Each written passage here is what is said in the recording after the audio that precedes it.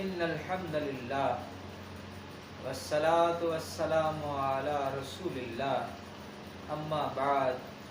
فاعوذ باللہ من الشیطان الرجیم بسم اللہ الرحمن الرحیم۔ قرآن مجید اپنی ساخت اپنے اسٹرکچر کے لحاظ سے آیات اور صورتوں کا مجموعہ ہے۔ قرآن مجید کا جب ہم مطالعہ کرتے ہیں تو یہ معلوم ہوتا ہے کہ قرآن مجید میں آیات پائی جاتی ہیں۔ آیات کا لفظ اصل میں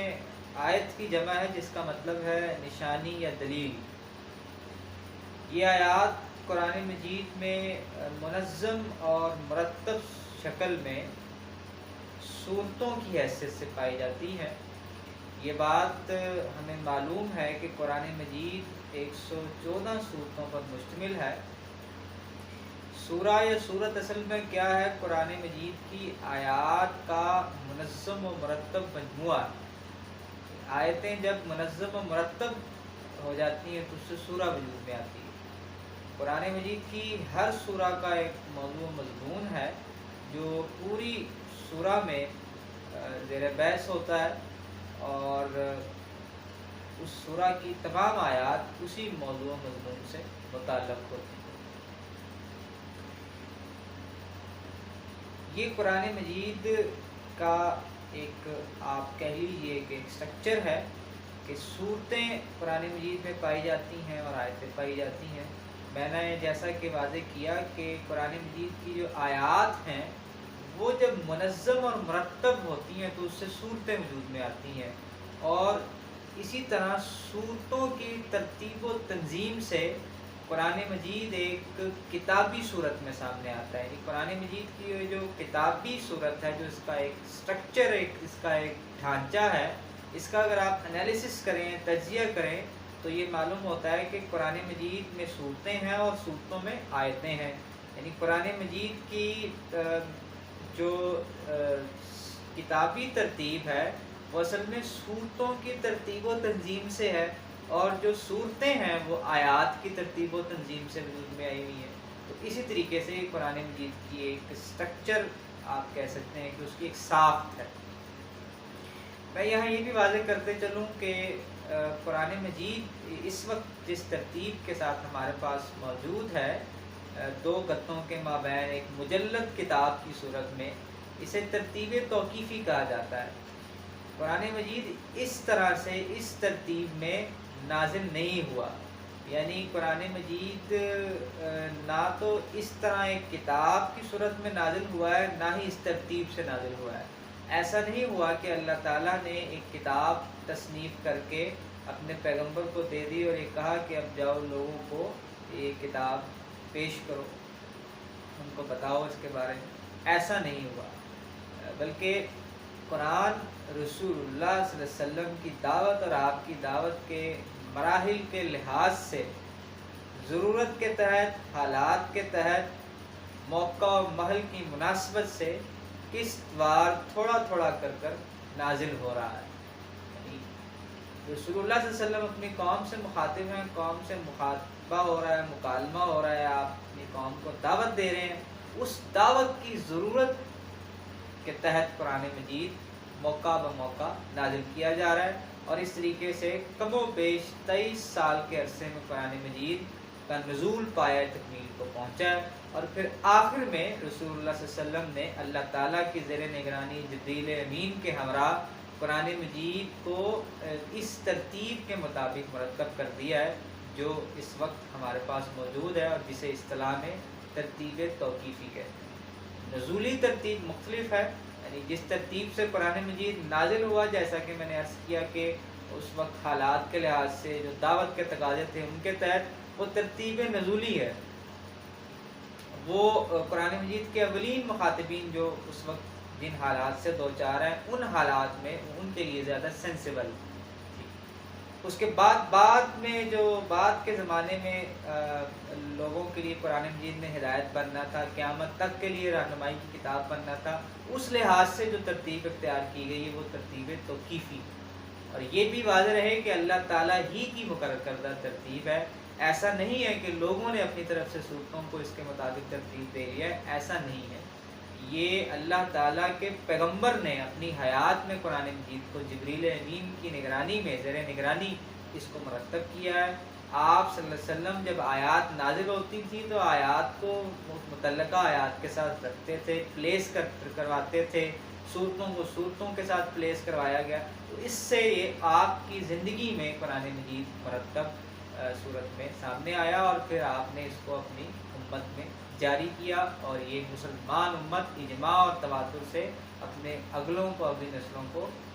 منتقل کر رہی ہے، اور قیامت تک یہ سلسلہ اسی طریقے سے جاری رہے گا۔ تو یہ بات بھی واضح رہنی چاہیے کہ یہ جو ترتیب ہے، یہ ترتیب توقیفی، یہ ترتیب نزولی سے مختلف ہے۔ اس ترتیب کے مطابق جب ہم قرآن مجید کھولتے ہیں تو پہلے سورہ فاتحہ، پھر سورہ بقرہ، آل عمران، اس طریقے سے آخر کی جو صورتیں ہیں دو سورہ فلق و ناس، تو یہ اس ترتیب کے مطابق، نزولی ترتیب کے مطابق یہ مختلف ہے۔ اسی طریقے سے قرآن مجید کے بارے میں یہ خیال کرنا کہ قرآن مجید محض متفرق اور منتشر آیات یا اقوال کا ایک مجموعہ ہے، آیات کو یوں ہی آپس میں جوڑ دیا گیا ہے، یہ بات ٹھیک نہیں ہے۔ قرآن مجید کی جو آیات ہیں ان میں اگر غور کیا جائے تو یہ معلوم ہوتا ہے کہ ان میں غیر معمولی ربط، ترتیب، نظم پایا جاتا ہے، کوہرنس پائی جاتی ہے۔ آیات اپنی سابق اور لاحق آیات سے متعلق ہیں، اپنے ماقبل و مابعد سے متعلق ہیں۔ اسی طریقے سے صورتوں کا ایک موضوع مضمون ہے جس کے تحت آیات ان صورتوں میں پلیس کی گئی ہیں۔ مزید یہ کہ قرآن مجید کی جو صورتیں ہیں جن کے بارے میں ہم نے ابتدا میں ذکر کیا ہے کہ 114 صورتیں قرآن مجید میں پائی جاتی ہیں، ان صورتوں کے بارے میں جاننا چاہیے کہ قرآن مجید کی اکثر اور بیشتر صورتیں تمام صورتوں کی حیثیت سے نازل کی گئی ہیں۔ مطلب یہ ہے کہ پیئرز کی صورت میں ہیں یہ صورتیں، زیادہ تر صورتیں، یعنی مثال کے طور پہ سورہ فلق اور ناس ایک پورا پیئر ہے، پھر سورہ والضحیٰ اور علم نشرہ ایک پیئر ہے، اسی طریقے سے بقرہ و آل عمران ایک پیئر ہے۔ قرآن مجید کی یہ جو بیشتر، اکثر اور بیشتر صورتیں ہیں وہ اسی پیئر کی صورت میں نازل کی گئی ہیں۔ کچھ صورتیں ایسی جو منفرد بھی ہیں، مثلا سورہ فاتحہ ہے یا سورہ یاسین ہے، لیکن زیادہ تر صورتیں، اکثر اور بیشتر صورتیں تمام صورتوں کی حیثیت سے نازل کی گئی ہیں۔ اس کی وجہ یہ نہیں، صورتوں میں جو یہ جو پیئرز کی ترتیب رکھی گئی ہے، اس میں ہوتا یہ ہے کہ جو ایک پیئر کی ایک سورہ ہے، اس میں اگر کوئی مضمون چل رہا ہے، جو بات ہو رہی ہے، اسی کے پہلو سے بات دوسری سورہ میں، اس کے دوسرے پارٹ میں آ جاتی ہے۔ ایک میں جو بات اجمالاً بیان ہوتی ہے، مختصراً زیر بحث آتی ہے، دوسرے پارٹ میں اس کو ایک تفصیلی رنگ دے دیا جاتا ہے۔ تو اسی طرح کا ایک تعلق ان تمام صورتوں میں ہوتا ہے۔ صورتوں کے بارے میں بھی یہ بات واضح رہنی چاہیے کہ صورتیں بھی آپس میں مرتب ہے، ان کے اندر ایک ترتیب، ایک نظم پایا جاتا ہے، ان کا ایک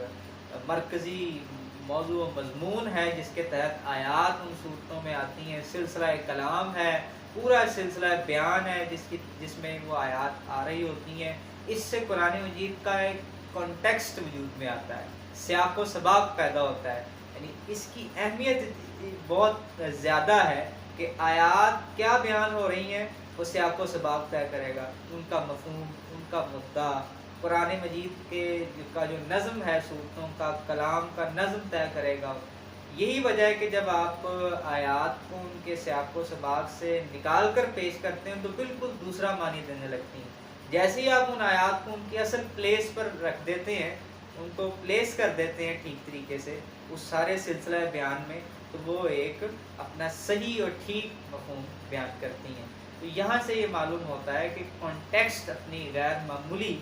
حیثیت رکھتا ہے۔ قرآن مجید کی کسی بھی آیت کے بارے میں کوئی رائے قائم کرنی ہے یا اس کا مطالعہ کرنا ہے ایک طالب علم کی حیثیت سے، کانٹیکسٹ میں رکھ کر کیا جائے گا۔ آؤٹ آف کانٹیکسٹ نہ تو اس کا مطالعہ کیا جا سکتا ہے، نہ اس کے صحیح مفہوم کو سمجھا جا سکتا ہے، اور نہ ہی بطور دلیل اس کو پیش کیا جا سکتا ہے۔ ہمارے ہاں ایک بڑا مسئلہ یہ بھی ہے کہ قرآن مجید کی آیات کو ہم اپنے نظریات کی تائید میں اس کے سیاق و سباق سے نکال کر اس کے سیاق سباق کی، اس کے نظم کی رعایت کو ملحوظ رکھے بغیر اپنی ایک خود ساختہ تصورات کی تائید میں پیش کر دیتے ہیں، اور حالانکہ وہ آیات اپنے خاص سیاق میں، خاص موقع پر، خاص سلسلہ بیان میں ایک الگ مفہوم رکھتی ہے، اور ہم اس کو کیا سے کیا بنا کر بیان کر دیتے ہیں۔ تو یہ چیز بھی قرآن فہمی کے لیے ایک اہم چیز ہے کہ قرآن مجید کے سٹرکچر کے بارے میں علم ہو، قرآن مجید کے بارے میں معلوم ہو کہ اس کی صورتیں، اس کی آیات منظم ہیں، ان میں ربط پایا جاتا ہے، ان کا ایک سیاق و سباق ہوتا ہے، آیات کا کانٹیکسٹ پیدا ہوتا ہے، ایک اس کانٹیکسٹ کی روشنی میں ان آیات کو دیکھنا چاہیے، سمجھنا چاہیے۔ یہ سب چیزیں اسی طرح قرآن مجید کی لینگویج ہے، اس کی زبان ہے، اور وہ عربی مبین میں نازل ہوا ہے، اور کھلی واضح عربی ہے جس میں اللہ تعالیٰ نے اس کو نازل کیا ہے، اور وہ عربی زبان جو اس وقت عرب بولتے تھے، ادبی زبان اس کی جو ہے وہ آپ کہہ لیجیے کہ اسپرٹ میں اپنے ادبی روح رکھتی ہے، اور فصاحت و بلاغت کا یہ شاندار نمونہ ہے۔ قرآن مجید ایک شاہکار ہے، ایک شہپارہ ادب ہے۔ زبان سے اس کی جو آدمی واقف ہو یہ جانتا ہے کہ قرآن مجید کس درجے کا اعلیٰ اور برتر کلام ہے، کہ جس کے سامنے شعرائے عرب اور فصاحۂ عرب سجدہ ریز ہو جاتے تھے۔ یہ وہ اعلیٰ کلام ہے۔ تو اس کی زبان کے بارے میں بھی واقفیت پیدا کرنا، واقفیت حاصل کرنا، اس کی زبان کے بارے میں جاننا، یہ بھی اس کے فہم کے لیے ایک بنیادی اور ضروری چیز ہے۔ تو یہ ایک مختصر طریقے پر قرآن مجید کے سٹرکچر کا، اس کی ساخت کا بیان